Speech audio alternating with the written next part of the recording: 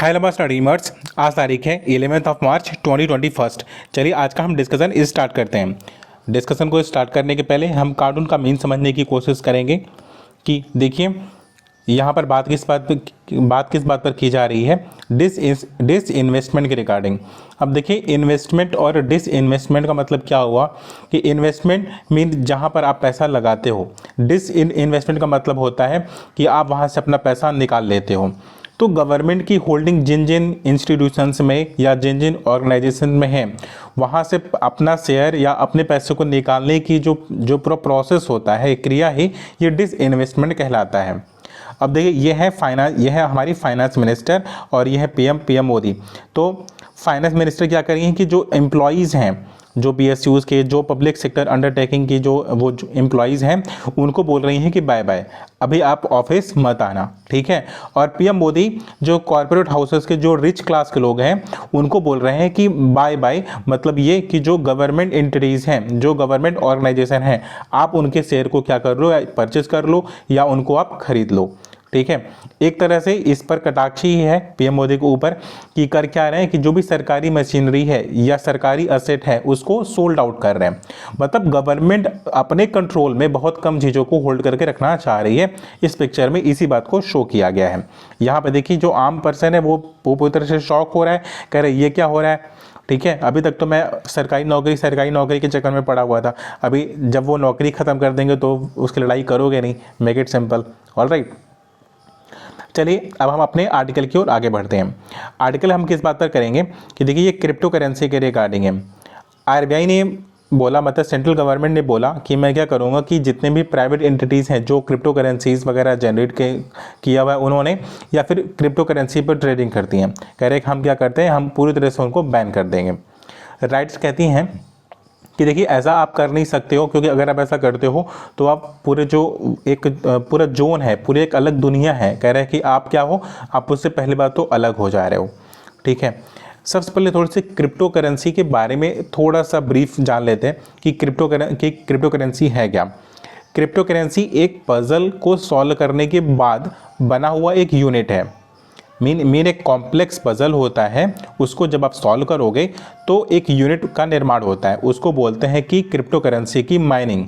अब crypto currency की mining उसका एक लिमिटेशन है, जैसे कि बिटकॉइन हो गया, लिथियम हो गया, ठीक है। तो ऐसे बहुत सी क्रिप्टो करेंसीज हैं जिनकी माइनिंग की गई है। माइनिंग करने का मतलब क्या हुआ कि एक मशीन होगा, वो पजल को सॉल्व करेगा, एक यूनिट जनरेट होगा, फिर उस यूनिट की क्या होगी, ट्रेडिंग स्टार्ट हो जाएगी।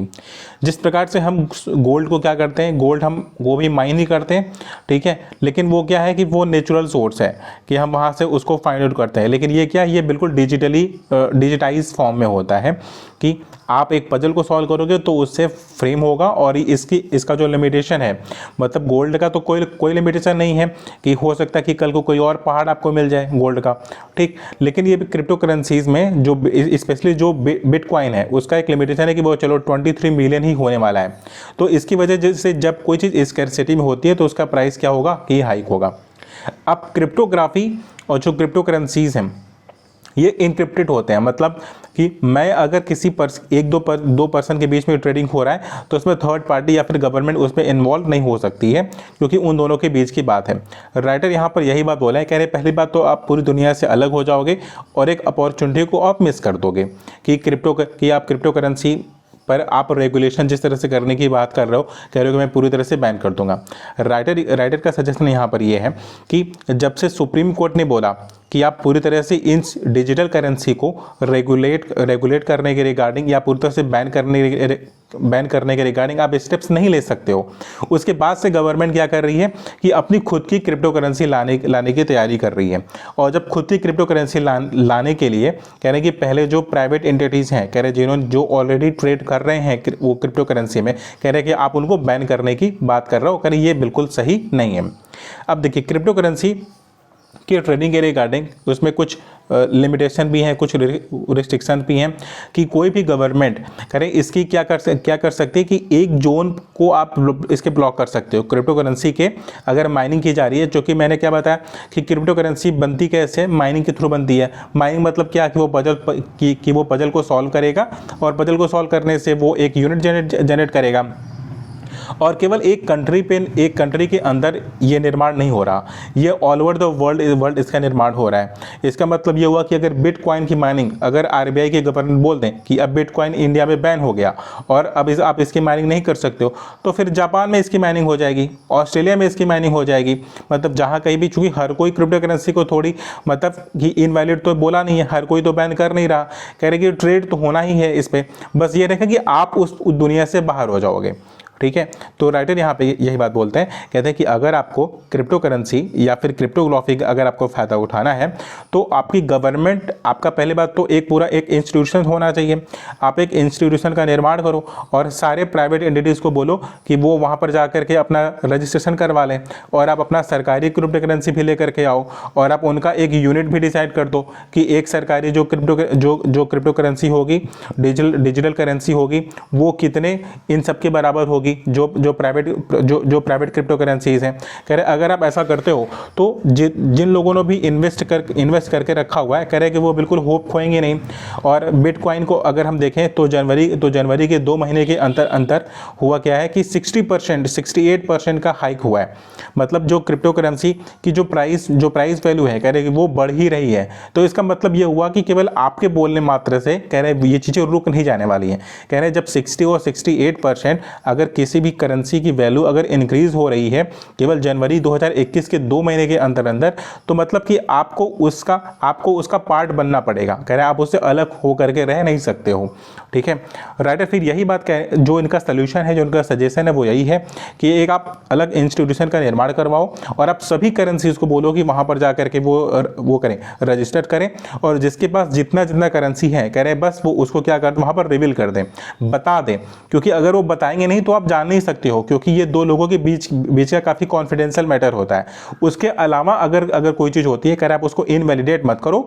ठीक है, और जो कोई बता देता है उसके अलावा अगर किसी के पास वो क्रिप्टो करेंसी पाई जाती है, तब आप उसके खिलाफ क्या कर सकते हो कि एक्शन ले सकते हो। ठीक है, तो हमारा ये वाला आर्टिकल क्या हो गया, डिस्कस हो गया। अभी हम नेक्स्ट वन आर्टिकल डिस्कस करेंगे रिगार्डिंग द कमोडिटीज मार्केट। अब देखिए कमोडिटी मतलब क्या, एक सामान। ठीक है, अब जितने भी वस्तुएं होती हैं, कह रहे उनका ट्रेड होता है। कह रहे यूजुअली हमने सुना होगा कि जैसे स्टॉक मार्केट क्रैश कर रहा है, शेयर मार्केट ऊपर जा रहा है, शेयर मार्केट नीचे जा रहा है, तो आखिर ये वहाँ पे होता क्या है, वहाँ पर ट्रेडिंग होती है। ट्रेडिंग किसकी होती है, करेंसीज की होती हैं, कमोडिटीज़ की होती हैं। ठीक है, शेयर्स की ट्रेडिंग होती है। ठीक है, कह रहे वो वेरियस प्लेटफॉर्म होते हैं, कह रहे हैं कि उस तरह की ट्रेडिंग होती है। अब राइटर यहाँ पर बात करेंगे कि चाइनीज़ कमोडिटीज़ मार्केट के बारे में। राइटर कहते हैं कि जो चाइनीज़ का कमोडिटी मार्केट है, कह रहे पूरी दुनिया का टॉप 5 का मार्केट है। अब एक कमोडिटीज़ मार्केट क्या, कि जहाँ पर आप चीज़ों को वर्चुअली खरीदते हो। जैसे अगर आपके घर में कितना आप गेहूँ रख सकते हो, कितना वीट रख सकते हो, कितनी राइस रख सकते हो, उसकी एक लिमिटेशन है। ठीक है, लेकिन अगर आप वही चीज़ वर्चुअली अगर आप परचेस करते हो कि आपके नाम पर तो हो गया, लेकिन जब आप चाहोगे तब आपके घर आ जाएगा। ठीक है, तो फिर तो आप कितना भी परचेस कर सकते हो। इसी को बोलते हैं कि ट्रेड करना। कह रहे हैं कि आपने क्या किया कि वर्चुअली चीज़ों को क्या कर लिया है, परचेस कर लिया है। वही है कमोडिटी मार्केट। अब कमोडिटी मार्केट केवल एक कंट्री में नहीं, किसी एक स्पेसिफिक एरिया में नहीं, कह रहे ऑल ओवर वर्ल्ड में डिफरेंट कंट्रीज़ का अपना अलग प्लेटफॉर्म है, वो वहाँ पर ट्रेडिंग करवाती हैं। राइटर यहाँ पे तारीफ कर रहे हैं चाइनीज़ कमोडिटी मार्केट की। राइटर कहती हैं कि देखिए चाइनीज़ कमोडिटी मार्केट कह रहे बहुत ही ज़्यादा सक्सेसफुल हुआ है। कह रहे हैं कि आखिरी के 20 वर्षों में, कह रहे ऐसा क्यों हुआ है, कह रहे हैं कि वहाँ पर जो कॉन्फिडेंशियल जो इन्फॉर्मेशन होती है, पहली बात तो वहाँ पर रिटेल इन्वेस्टर बहुत ज़्यादा हैं, जैसे कि ट्रेडिंग वगैरह के रिगार्डिंग, कि जहाँ पर फिनेंशियल इंक्लूजन बहुत अच्छा होता है। कह रहे वहाँ के लोग किस में पार्टिसिपेशन करते हैं, शेयर मार्केट में पार्टिसिपेशन उनका होगा, वो स्टॉक्स में पैसा लगाएंगे। ठीक है, तो उसी प्रकार से जो चाइना में जो रिटेल इन्वेस्टर्स हैं, कह रहे कि उनकी संख्या बहुत ज़्यादा है। कह रहे जिसकी वजह से जो वहाँ का कमोडिटी मार्केट है वो बहुत ज़्यादा सक्सेसफुल है। अब फिर राइटर पॉइंट बाई पॉइंट समझाते हुए कहते हैं कि वहाँ पर क्या होता है कि टाइम लैप्स, कि सबका टाइम डिवाइडेड है, कि जिसको बल्क में चाहिए वो डिफरेंट टाइम पे पे परचेस करेगा, जिसको रिटेल में चाहिए वो डिफरेंट टाइम में परचेस करेगा। मतलब जो डिफरेंट डिफरेंट वो टाइम फ्रेम है कमोडिटी को परचेस करने का, ट्रेडिंग करने का, कह रहे हैं इसकी वजह से वो ज़्यादा सक्सेसफुल है। फिर दूसरी बात बोलते हैं कि जो चाइनीज़ जो कम्युनिस्ट पार्टी है, कह रहे हैं वो जो कॉन्फिडेंशियल इन्फॉर्मेशन होती है, कह रहे हैं अब वो उसको छिपा करके रखती है, जिससे जो रिटेल इन्वेस्टर होते हैं, कह रहे हैं उनका लॉस कम होता है। उनका अगर लॉस कम होगा तो बड़ी ऑब्वियस सी बात है वो उसमें क्या करेंगे, पैसा लगाना चाहेंगे। फिर वो तीसरी बात बोलते हैं कि चाइनीज़ कमोडिटी मार्केट में अगर कोई नया प्रोडक्ट लाया जाता है तो वो इंडस्ट्री के साथ रिलेट करके लाया जाता है। मतलब कोई ऐसा प्रोडक्ट, मतलब या कोई ऐसी कमोडिटी मार्केट में नहीं लाई जाती है जो इंडस्ट्री के पर्सपेक्टिव से रेलेवेंट नहीं है, क्योंकि ये डिपेंड करता है कंट्री के ऊपर कि वो कौन कौन सी कमोडिटी को या कौन कौन सी वस्तुओं का वो ट्रेडिंग करवाना चाहती है। तो चाइनीज़ जो वो है गवर्नमेंट है, वो अपनी इंडस्ट्री को पॉइंट ऑफ रखते हुए, उसको मद्देनजर रखते हुए वो क्या करती है कि कमोडिटी को मार्केट में लॉन्च करती है। राइटर कहते हैं कि देखिए, जब चाइनीज़ गवर्नमेंट अगर किसी कमोडिटी को या किसी प्रोडक्ट को मार्केट में लॉन्च करती है तो उसके पहले उनका बैक रिसर्च बहुत अच्छा होता है। कह रहे हैं कि वो बैक रिसर्च इतना कर लेते हैं कि कितना रेलिवेंट है और क्या होना चाहिए, कह रहे वो प्रॉपर ट्रेडिंग कर लेते हैं। फिर तीसरी और चौथी बात जो बात करते हैं, कहते हैं कि देखिए चाइनीज़ का जो मार्केट है, कह रहे हैं कि वर्ल्ड से कह रहे जुड़ा हुआ है। कह रहे हैं वो काफ़ी चीज़ों का डिमांड और सप्लाई दोनों ही वो निर्धारित करते हैं। कह रहे वो उनका सप्लाई साइड भी बहुत अच्छा है और उनका डिमांड साइड भी बहुत अच्छा है। और जो पूरा कमोडिटी मार्केट होता है, जो पूरा ट्रेड मार्केट होता है, कह रहे वो इन्हीं दो चीज़ों पर तो निर्भर करता है कि कौन कितना खरीदने की कोशिश कर रहा है, कौन कितना बेचने की कोशिश कर रहा है। कह रहे हैं उसी से share market ups and down होता है। तो जो अप्स एंड डाउन्स वाली बात है, कह रहे हैं कि चाइनीज़ मार्केट उतना ज़्यादा अप्स एंड डाउन्स नहीं होता है। कह रहे हैं वहाँ पे बहुत स्मूथली मार्केट चल रहा है, थोड़ा ऊपर जाता है, थोड़ा करके नीचे आता है, मतलब अचानक सा क्रैश नहीं करता है। ठीक है, तो इसकी वजह से उस कमोडिटी मार्केट को क्या बोल रहे हैं, राइटर बोले बहुत अच्छा है। अब इंडिया के बारे में क्या कहते हैं कि इंडिया को उससे सीखना चाहिए कि जो पूरा कंट्रोल होता है शेयर मार्केट में, कह रहे हैं एक गवर्नमेंट का, कह रहे बहुत अच्छा है। कह रहे हैं कि ये केवल एक जगह पे नहीं, कह रहे कमोडिटी मार्केट का जिस प्रकार का इस्टेब्लिशमेंट है, कह रहे उस प्रकार का इंडिया में भी फॉलो किया जा सकता है, लेकिन बशर्ते यहाँ पर फाइनेंशियल इंक्लूजन होना चाहिए।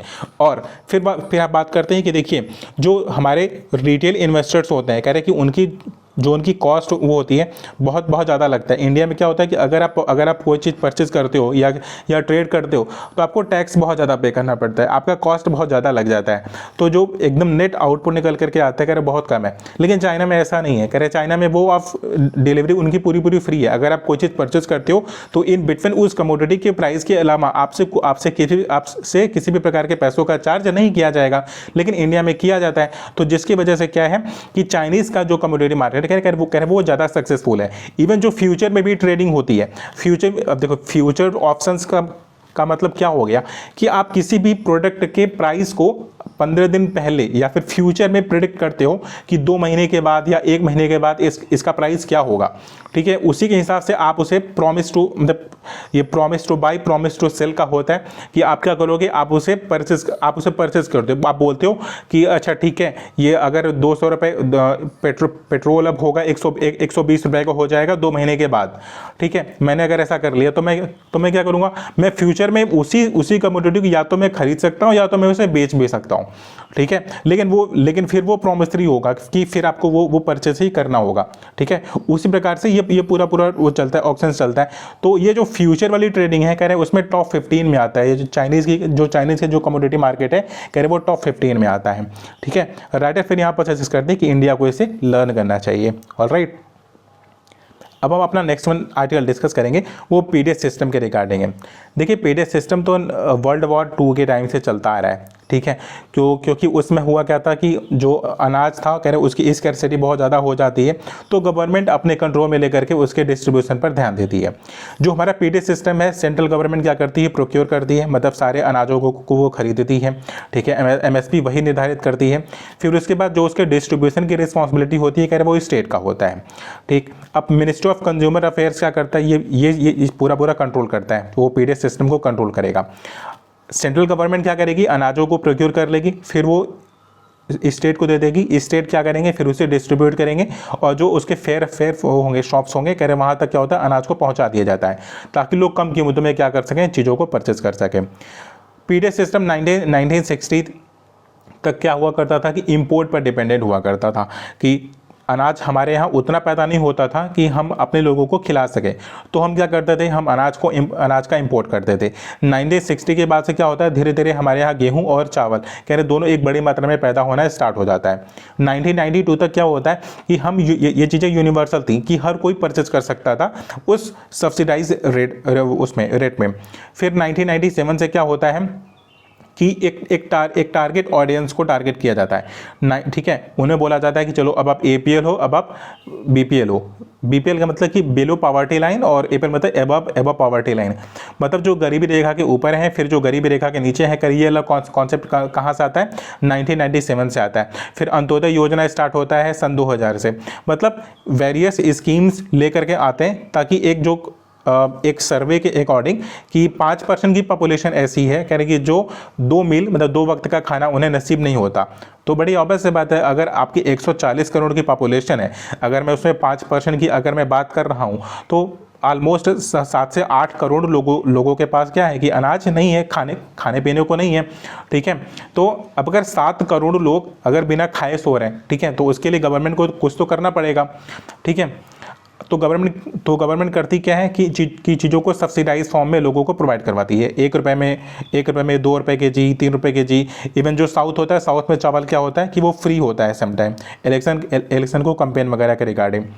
राइटर कहते हैं कि अभी रिसेंट में हुआ क्या है कि पिछले 2-3 वर्षों में क्या हुआ कि पीडीएस सिस्टम में जो इंडिया का बजट हुआ करता था, जो इंडिया खर्च किया करता था इस पे, कह रहे हैं कि उसके प्राइस में क्या होती है कि हाइक होती है। उनका जो सब्सिडी का वेट है, कह रहे हैं यूजुअली होता क्या था कि 2 से 2.5 लाख करोड़ रुपए का बजट हमें एलोकेट करना पड़ता था। लेकिन इस पेंडेमिक की वजह से हुआ क्या, यही चीज़ें हो गई हैं, डबल हो गई हैं। कह अभी हमें 6 से 6.5 लाख करोड़ रुपए का हमें फूड की सब्सिडी प्रोवाइड करनी पड़ रही है। बट स्टिल हम क्या कर रहे हैं, हम इसे सर्वाइव नहीं कर पा रहे, हम इसे फर्दर प्रोसीड नहीं कर पा रहे हैं। राइटर यहाँ पे कहती हैं कि देखिए आप इसका एक सोल्यूशन निकाल सकते हो।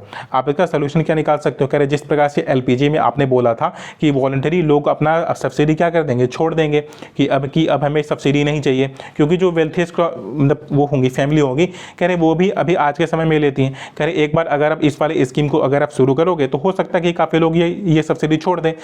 राइट नाउ क्या है कि 2013 से जो फूड सिक्योरिटी एक्ट आया था, कह रहे ये 65% की पॉपुलेशन को कवर करता है। राइटर का सजेशन ये है कि हमें 40% पॉपुलेशन को कवर करना चाहिए, ठीक है। और बाकी लोग क्या कर सकते हैं कि अनाज को खुद से परचेस कर सकते हैं। और इलेक्शन कैंपेन से इन चीज़ों को दूर रखना चाहिए, ताकि जब इलेक्शन जब नज़दीक आता है तो आप क्या करते हो, आप चावल को 1 रुपये के जी, चूँकि साउथ में राइस मतलब मॉडिफाइड वहाँ पे फूड बहुत ज़्यादा होता है कि राइस पर डिपेंडेंट उनके जो भी खाने पीने का सामान होता है, कह रहे हैं वो चावल से ही बहुत बनता है, ठीक है। चावल और नारियल वो बहुत ज़्यादा यूज करते हैं। तो चावल को क्या किया जाता है, तो वो सब्सिडाइज कर दिया जाता है कि चावल फ्री कर दिया जाता है समटाइम तो, और सबके लिए फ्री होता है। मतलब किसी एक कम्युनिटी के लिए, किसी एक कास्ट के लिए, वो सबके लिए फ्री होता है। वहाँ पर फिर कोई भी खा सकता है, ठीक है। रेटिफाई करते नहीं, उसी को थोड़ा सा टारगेट ओरिएंटेड बनाना होगा। और आपका जो भी स्टेट जो फूड सिक्योरिटी एक्ट है, कह रहे उसके अंतर्गत जो 65 से 68% की जो पॉपुलेशन आती है, कह रहे आप उसमें 40% को कवर करो, ठीक है। तो ये वाला भी आर्टिकल हमारा क्या हो गया, डिस्कस हो गया।